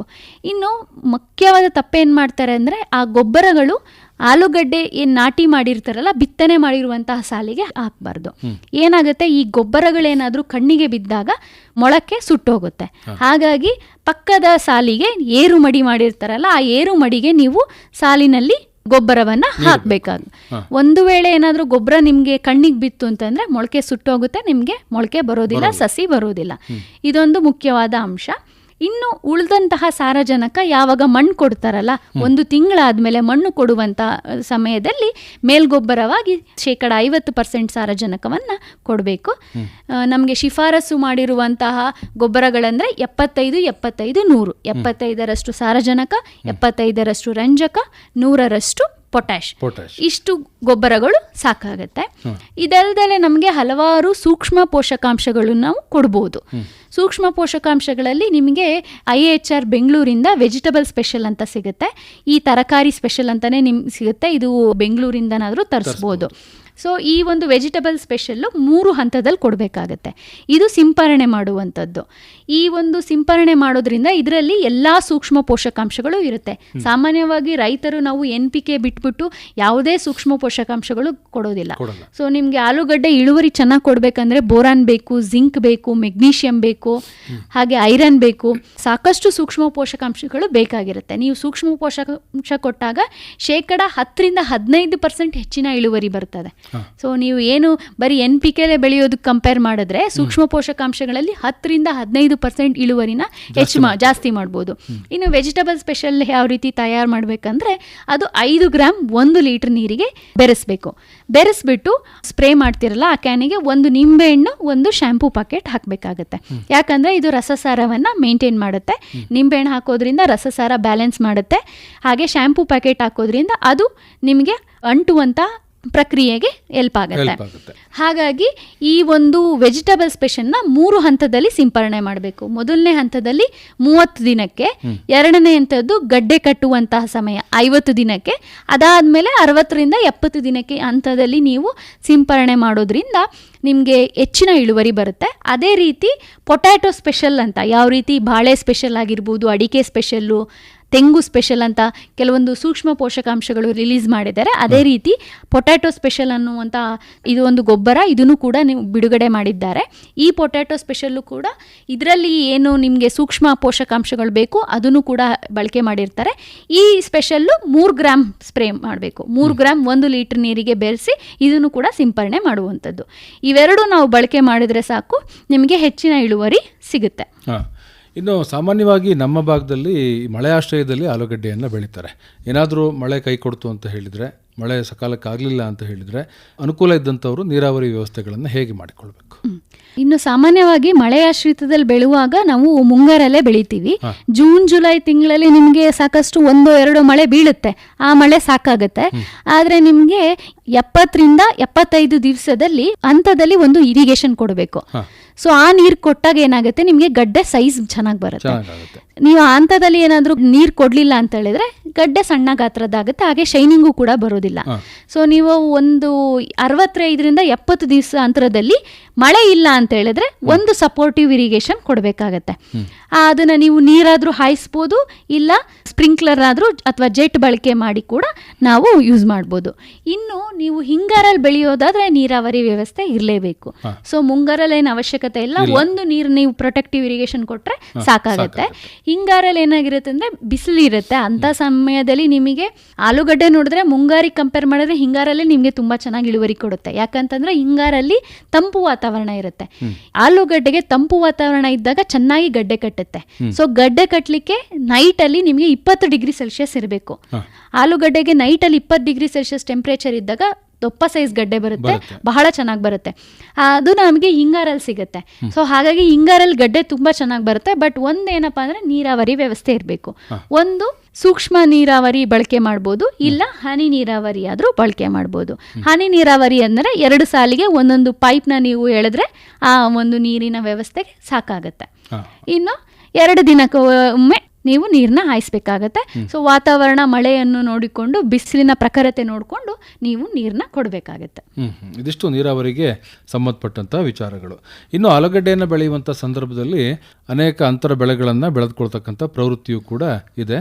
ಯಾವೆಲ್ಲ ಅಂತರ ಬೆಳೆಯನ್ನು ಆಲೂಗಡ್ಡೆಯಲ್ಲಿ ಮಾಡಿಕೊಳ್ಬಹುದು? ಆಲೂಗಡ್ಡೆಯಲ್ಲಿ ನೀವು ಹಲವಾರು ಕಾಳು ಬೆಳೆಗಳು ಅಂದರೆ ಬೀನ್ಸ್ ಆಗಿರ್ಬೋದು, ಹರಳಾಗಿರ್ಬೋದು, ಅಲಸಂದೆ ಆಗಿರ್ಬೋದು, ತೊಗರಿ ಆಗಿರ್ಬೋದು, ಇಂತಹ ಕಾಳು ಬೆಳೆಗಳನ್ನ ನೀವು ಬೆಳ್ಕೋಬೋದು. ಜೊತೆಗೆ ಸೊಪ್ಪನ್ನು ಕೂಡ ಚೆಲ್ತಾರೆ. ಸೊಪ್ಪು ಹೇಗಿದ್ರು ನಿಮಗೆ ಬೇಗ ಬಂದ್ಬಿಡುತ್ತೆ, 1 ತಿಂಗಳಲ್ಲೇ ನಿಮಗೆ ಸೊಪ್ಪು ಬಂದ್ಬಿಡುತ್ತೆ. ಕಟಾವು ಮಾಡ್ತಾರೆ. ಮೂಲಂಗಿ ಹಾಕ್ತಾರೆ, ಹಾಗೆ ಸುತ್ತಲೂ ನಿಮಗೆ ಹರಳು ಹಾಕ್ತಾರೆ ಬಾರ್ಡರ್ ಕ್ರಾಪ್ ಆಗಿ. ಈ ರೀತಿ ನೀವು ಅಂತರ್ ಬೆಳೆಗಳನ್ನಾಗಿ ನಾವು ಬೆಳ್ಕೊಳ್ಬೋದು ಸರ್. ಈಗ ತೊಗರಿ ಹಾಕೋದಾದ್ರೆ ಅಥವಾ ಬೀನ್ಸ್ ಹಾಕೋದಾದ್ರೆ ಅಂತರ ಎಷ್ಟು ಇಟ್ಕೋಬೇಕು? ಬೀನ್ಸ್ ಹಾಕಿದಾಗ ಅಂತರ ಏನಪ್ಪ ಅಂದರೆ, ಈಗ 2 ಸಾಲು ನೀವು ಆಲೂಗಡ್ಡೆ ಹಾಕಿ 1 ಸಾಲು ನೀವು ಬೀನ್ಸ್ ಹಾಕ್ಕೊಳ್ಬೋದು. ಈಗ ಸಾಮಾನ್ಯವಾಗಿ 2 ಅಡಿ ಸಾಲು ಮಾಡಿರ್ತಾರೆ.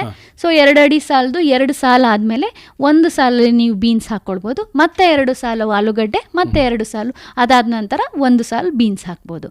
ಕನಿಷ್ಠ 2 ಸಾಲು ಆದ ತಕ್ಷಣ ನಾವು 1 ಸಾಲನ್ನ ಬೀನ್ಸ್ ಅಥವಾ ತೊಗರಿ ಆಗಿರ್ಬೋದು ನಾವು ಹಾಕ್ಕೊಂಡು ಬೆಳ್ಕೋಬೋದು. ಅಂತರ ಬೆಳೆ ಬೆಳೆದುಕೊಳ್ಳೋದ್ರಿಂದ ಏನು ಅನುಕೂಲ ಆಲೂಗಡ್ಡೆಯಲ್ಲಿ? ಅಂತರ ಬೆಳೆ ಬೆಳೆಯೋದ್ರಿಂದ ಏನಾಗಿರುತ್ತೆ ಅಂದರೆ, ಈ ಕೆಲವೊಂದು ಸೊಪ್ಪು ತರಕಾರಿಗಳೆಲ್ಲ ಬೆಳೆಯೋದ್ರಿಂದ ಏನಾಗುತ್ತೆ ಅಂದರೆ ಬೇಗ ಬಂದ್ಬಿಡುತ್ತೆ. ಸೊ ಆ ಸೊಪ್ಪಿನ ಒಂದು ಪೋಷಕಾಂಶಗಳು ಭೂಮಿಯಲ್ಲೇ ಉಳ್ಕೊಳ್ಳುತ್ತೆ. ಸೊ ಆ ಒಂದು ಪೋಷಕಾಂಶಗಳು ಗಿಡದಿಂದ ಬಂದಂಥ ಪೋಷಕಾಂಶಗಳನ್ನ ಇದು ಹೇಳ್ಕೊಳ್ಳುತ್ತೆ. ಇನ್ನು ನೀವು ಈ ದ್ವಿದಳ ಧಾನ್ಯಗಳು ಹಾಕಿದ್ರೆ ನಿಮಗೆ ಗೊತ್ತು, ದ್ವಿದಳ ಧಾನ್ಯ ಹಾಕೋದ್ರಿಂದ ಸಾರಜನಕ ಚೆನ್ನಾಗಿ ಉತ್ಪಾದನೆ ಆಗುತ್ತೆ. ಸೊ ದ್ವಿದಳ ಧಾನ್ಯ ಹಾಕೋದ್ರಿಂದ ಸಾರಜನಕ ರಿಲೀಸ್ ಆಗುತ್ತೆ ಮಣ್ಣಲ್ಲಿ. ಅಂತಹ ಸಾರಜನಕ ಈ ನಮ್ಮ ಆಲೂಗಡ್ಡೆ ಸಸಿ ಹೀರ್ಕೊಂಡ್ಬಿಟ್ಟು ಅದರಲ್ಲೂ ಕೂಡ ನಿಮಗೆ ಇಳುವರಿ ಚೆನ್ನಾಗಿ ಬರುತ್ತೆ. ಹೀಗೆ ಅನೇಕ ಅಂತರ ಬೆಳೆಗಳನ್ನು ಕೂಡ ಬೆಳೆದುಕೊಳ್ಳುವ ಮೂಲಕ ನಮ್ಮ ಕೃಷಿಕರು ಆರ್ಥಿಕವಾಗಿ ಒಂದಷ್ಟು ಆರ್ಥಿಕವಾಗಿ ಅನುಕೂಲ ಆಗುತ್ತೆ. ಇನ್ನು ಆಲೂಗಡ್ಡೆ ಬೆಳೆಗೆ ಸಂಬಂಧಪಟ್ಟ ಹಾಗೆ ಇನ್ನು ಹೆಚ್ಚಿನ ಮಾಹಿತಿಗಾಗಿ ತಮ್ಮನ್ನ ಸಂಪರ್ಕ ಮಾಡ್ತಕ್ಕಂಥದ್ದು ಹೇಗೆ? ನನ್ನ ದೂರವಾಣಿ ಸಂಖ್ಯೆ 8296545731. ನಿಮ್ಮ ಸಂಪರ್ಕ ಸಂಖ್ಯೆಯನ್ನ ಮತ್ತೊಮ್ಮೆ ಹೇಳಿ. 82 96457341. ಒಳ್ಳೆಯದು GC ಸಂಧ್ಯಾ ಅವರೇ, ಇವತ್ತಿನ ಕಾರ್ಯಕ್ರಮದಲ್ಲಿ ಆಲೂಗಡ್ಡೆ ಬೆಳೆಯಲ್ಲಿ ಬಿತ್ತನೆ ಮಾಡುವ ವಿಧಾನ, ಬೀಜೋಪಚಾರದ ಪದ್ಧತಿಗಳು ಹಾಗೂ ಸಸಿಗಳ ನಾಟಿ ವಿಧಾನ ಮತ್ತು ಇತರೆ ಕ್ರಮಗಳನ್ನು ಕುರಿತು ವಿವರವಾದಂಥ ಮಾಹಿತಿಯನ್ನು ನಮ್ಮ ಕೇಳುಗರಿಗೆ ಮಾಡಿಕೊಟ್ರಿ. ತಮಗೆ ಧನ್ಯವಾದಗಳು. ನಮಸ್ಕಾರ. ಧನ್ಯವಾದಗಳು. ಇದುವರೆಗೆ ಆಲೂಗೆಡ್ಡೆ ಬೆಳೆಯಲ್ಲಿ ಬಿತ್ತನೆ ಮಾಡುವ ವಿಧಾನ, ಬೀಜೋಪಚಾರ ಪದ್ಧತಿಗಳು ಹಾಗೂ ಅಂಗಾಂಶ ಆಲೂಗೆಡ್ಡೆ ಸಸಿಗಳ ನಾಟಿ ಮಾಡುವ ವಿಧಾನ ಮತ್ತು ಇತರೆ ಕ್ರಮಗಳು ಈ ಕುರಿತಂತೆ ಹಾಸನದ ಕೃಷಿ ಮಹಾವಿದ್ಯಾಲಯದ ಸಹಾಯಕ ಪ್ರಾಧ್ಯಾಪಕರಾದ ಡಾಕ್ಟರ್ GC ಸಂಧ್ಯಾ ಅವರೊಂದಿಗಿನ ಸಂದರ್ಶನ ಕೇಳಿದಿರಿ. ರೈತ ಬಾಂಧವರೇ, ಇದೇ ಸರಣಿಯ ನಮ್ಮ ಮುಂದಿನ ಕಾರ್ಯಕ್ರಮದಲ್ಲಿ ಹಾಸನ ಜಿಲ್ಲೆಯ ತೋಟಗಾರಿಕೆ ಇಲಾಖೆಯ ಅಧೀನ ಇರುವ ವಿವಿಧ ತೋಟಗಾರಿಕೆ ಸಸ್ಯ ಕ್ಷೇತ್ರಗಳ ಪರಿಚಯ ಹಾಗೂ ಸಸ್ಯ ಕ್ಷೇತ್ರಗಳಲ್ಲಿ ಮಾರಾಟಕ್ಕೆ ಲಭ್ಯವಿರುವ ಕಸಿ ಸಸಿಗಳ ಕುರಿತಂತೆ ಹಾಸನದ ತೋಟಗಾರಿಕೆ ಇಲಾಖೆಯ ಸಹಾಯಕ ತೋಟಗಾರಿಕಾ ನಿರ್ದೇಶಕರಾದ GN ಪವಿತ್ರ ಅವರೊಂದಿಗಿನ ಸಂದರ್ಶನವನ್ನು ಆಲಿಸಬಹುದು.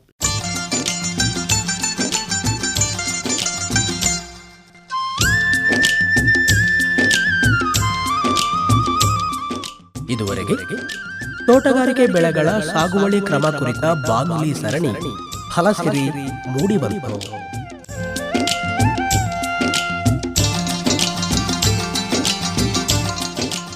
ಪ್ರಸ್ತುತಪಡಿಸಿದವರು ಅರಕಲಗೂಡು ವಿ ಮಧುಸೂದನ್.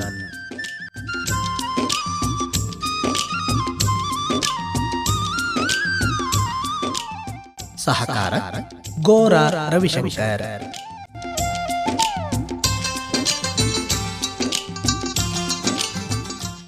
ಈ ಕಾರ್ಯಕ್ರಮದ ಪ್ರಾಯೋಜಕರು ತೋಟಗಾರಿಕೆ ಇಲಾಖೆ ಹಾಸನ.